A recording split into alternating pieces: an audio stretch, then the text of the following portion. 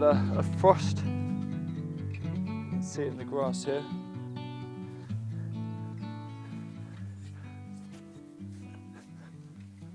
Oh dear. There, that worked.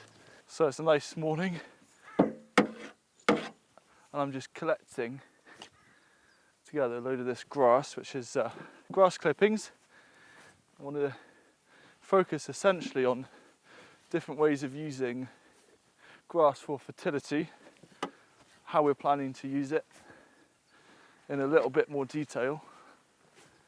This is grass that we get from, well, we've got loads of grass on this site, but this also gets dropped off from local kind of playing fields. And so at schools only, and it comes here and we can use it for all sorts of things. The steam is really nice and warm. I wonder if you could make like a hotbed variant on top, because there's definitely no frost on top of this pile, but there's frost in and around it, which is quite a good way of showing that there's a nice amount of heat. One of the best uses for grass clippings is to mulch around the base of perennials, and here we're establishing another kind of form of food forest. It's a linear food forest, but on a horseshoe shape. And the main thing that I want is, well, we're gonna sow this up either with like a wildflower seed mix or some phacelia or something, but I want to make sure that all the new soft fruit that we're putting in has a nice breathing space around it. And also this is a little bit of topsoil, a little bit of subsoil mixed in. And so the idea of adding the grass clippings, not only to keep the weeds off, to keep a nice clear stem, healthy plant, makes it also much easier for harvesting, because we'll let this go semi-wild. But it's also going to break down into organic matter to provide nutrients, to feed the soil life, and then in turn that's also going to feed this blackcurrant here. Now for trees, I'm going to put some more ramial chipwood around the bed, but for this soft fruit I'm just going to give a nice decent mulch. And it's nice because the grass is so warm, so it's a pretty cold day, so it's nice to have free hand warming services at the garden. So if you have cold hands, come on down and help us mulch. Oh, this here is raspberry yummy from Direct Plants. There's a link in the description. So this is something that is actually quite a dwarf raspberry.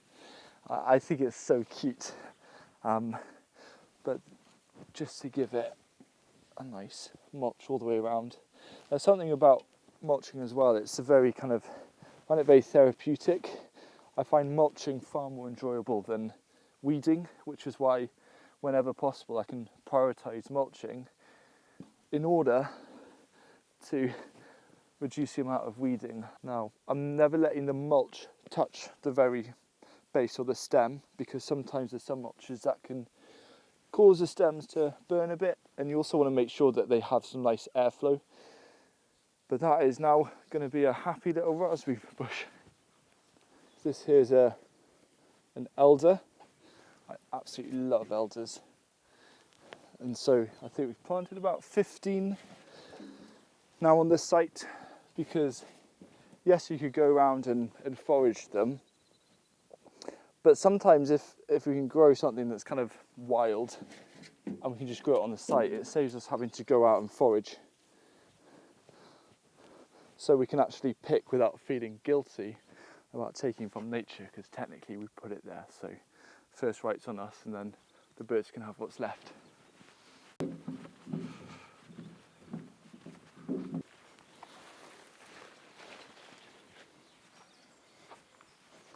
So provided you can keep on top of slugs, I also feel that with grass clippings, they do make an excellent mulch for annuals.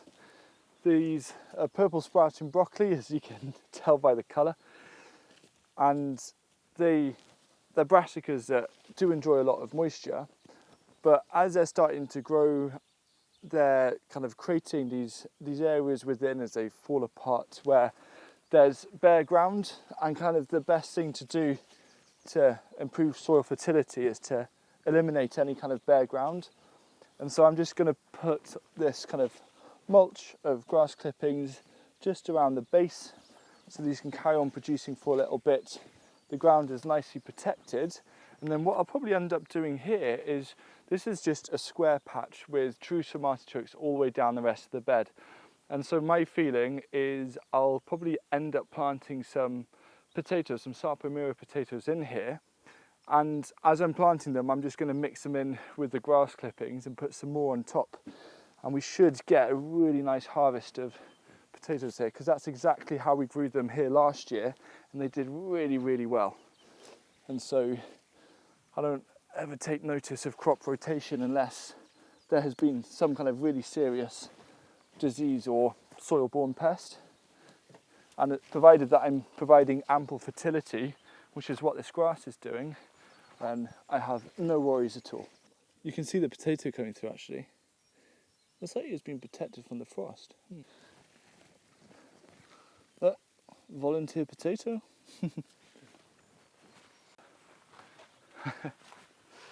I mean, it's not as glamorous as a basket, but when you're a gardener, sometimes you haven't got time for aesthetics. There's always time for aesthetics. So the purple sprouting broccoli, one thing I'm really trying to do this year is, for a couple of different projects, is to keep a track of harvest weights per crop or per plant. So I can better say, if you grow purple sprouting broccoli, you can expect a decent harvest of X amount of weight. Because I'm surprised how little I've done that in the past, of weighing harvests and making notes. And so that's one of the goals for this year. And also if harvests do particularly well, I can kind of make a note about how that might have happened. Maybe because it was mulched with grass clippings, who knows. And we'll also do brix reading, because that is very important. And so essentially I've selected one of these purple sprouting broccoli plants, and I'm just harvesting where the shoots start turning tender, which these are quite long ones, so there's a decent amount of harvest here. And so I'm just going to harvest this whole plant and weigh and see what kind of yield of purple sprouting broccoli we've got. Bear in mind that purple sprouting broccoli also does send up further shoots, and so I'll have to come back again in a week or two to do the same thing and do it with some other plants, just to work out a bit of an average. But you know, from one plant, this is looking really nice. I don't know how this works, Sam. No, I do know how it works. What is it? What's the word? 0 No. to tear. There we go. It's finally woken up. Right, grams and tear it. That's 0 grams now. So we got 347 grams, considering a little bit had been harvested before, more's to come. 347 grams of food from a single purple sprouting broccoli. This is the first of the weighing, but really happy with that. I think what might be quite fun is to do a little brix reading to see what the brix value is. Ah, my handy assistant. Sorry, Sam, I shouldn't call you that. Never call a chef an assistant. They bite. I'm gonna go for a bit. I think I'm gonna go for a bit of the stem and some of the flour, and just see if we get something. So I think I need a stem because I've just mushed the flour. So I'll do that again. Haven't done this nearly enough, as you can tell, but again, it's just gathering data. I'm kind of gonna, there we go.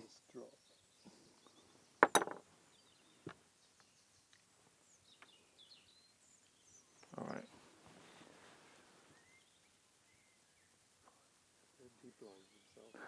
It's a 8. It's an 8 on the brix scale. Nice. I don't know whether that is nice or not. It could be the least nutritious purple sprouting there. Well, try a bit, see how sweet it is. What does 8 taste like? Well, 8 tastes like a 10. Okay, cool. We've got a 9.5. Ooh. And you know what's the interesting thing? Sorry, I know you were busy eating. I was just too curious. This is a little plant. This is a little plant. I've just tested this big plant. Bigger is better, potentially, but that is, yeah, 9.5. Well, that's me being kind. I could be a little bit, you know, I could say it's a 10, but I'm not going to say it's a 10 because I always need something to strive for. There you go. If 8 was terrible, oh, I wonder if it tastes better. Do you taste the difference? No. That's a slogan. Well, I kind of just want to go around and brix test everything now. But in terms of the weighing, I did a weighing of a kale plant, of kale flower shoots last night, and that was at, oh, sorry, purple sprouting over here, and choking. that was 156 grams of just the kale flower shoots. And so if you've got 10 kale plants, that's 1.5 kilos of additional harvest, which is so worth it. There was a frost last night. Yeah, nice. Yeah, it's exciting. You say tomato, I say tomato. Oh yes, they're all alive. Oh, they're getting huge. I've been away for the weekend. That is a very happy looking tomato plant. Wow. These are gonna be going out soon. Gonna make a nice protected kind of structure for them. I've already put them out in one of the polytunnels with a fleece kind of cold frame, makeshift cold frame with fleece and bamboo over the top. They're looking really nice. I don't know how to describe it to someone who doesn't garden, but the amount of joy that I get just from looking at these tomato seedlings, it's almost like a life hack, isn't it?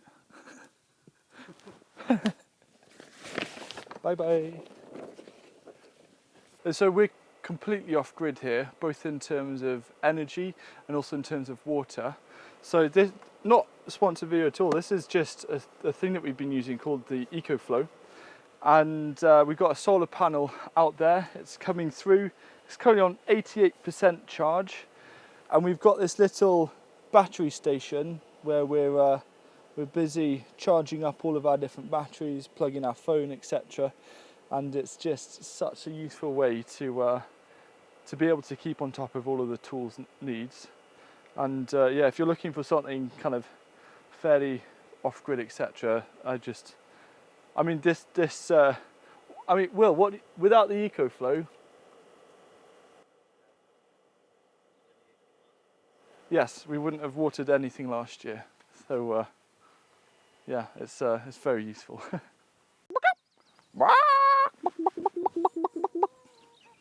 Come on, ladies. I spend too much time with these guys. Ladies, sorry, not guys. So just trying to kind of demonstrate how we're approaching this, ladies, this composting setup of deep mulch with essentially hay to begin with, but we've got a load of scythes here. I took the team on a scything course last year, and once the dandelions have stopped, we're then going to be scything a lot of grass from the field to bring here via the chickens to flip over. They're now going through getting all of the bugs, so it's really good for their nutrition. But this deep mulch system is just getting higher and higher. They're only going to be here for another few weeks, if that. And so we'll scrape off most of it, but soft fruit's going in here, and it's going to be incredibly fertile ground for the soft fruit to grow. And so yeah, just making a habit of adding down layers, turning it, keeps the chickens happy. And so the fork, I can put the fork in fairly deep round here. It's all kind of going down the slope, so I can then bring it back up. It's a gradual turnover it's going to turn into compost, but there's already a huge amount of material here, a huge volume, and these ladies are responsible for that. I wonder what they're talking about. They're all trying to play king of the castle.